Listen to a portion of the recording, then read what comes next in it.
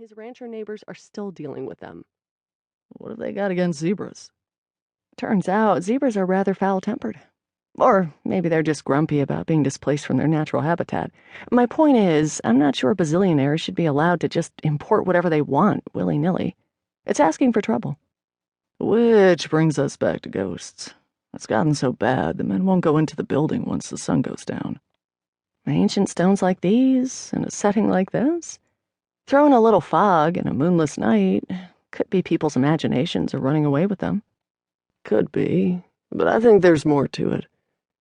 You know, I don't say this easily, Mel, but I've seen a few odd goings-on myself.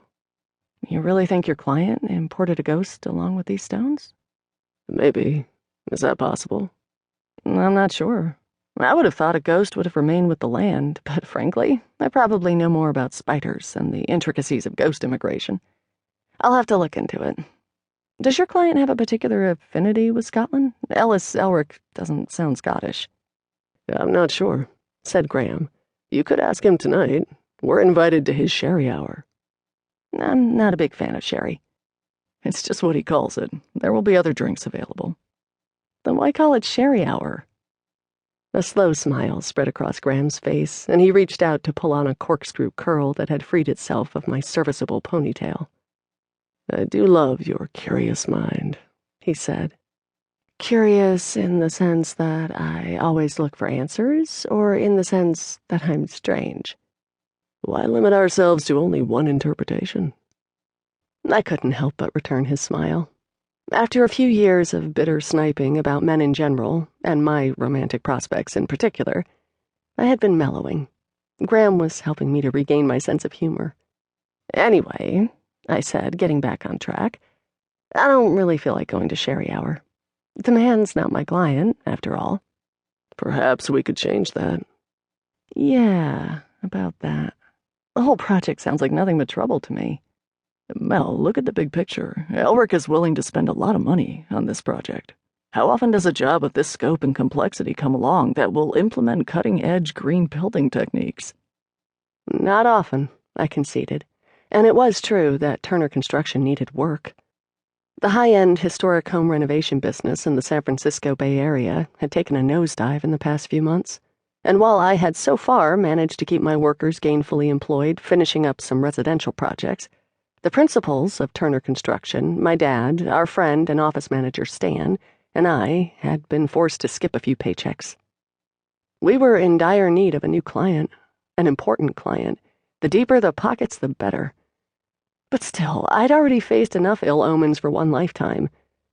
I had been hoping to find a nice, quiet, non-ghost-laden building somewhere to renovate.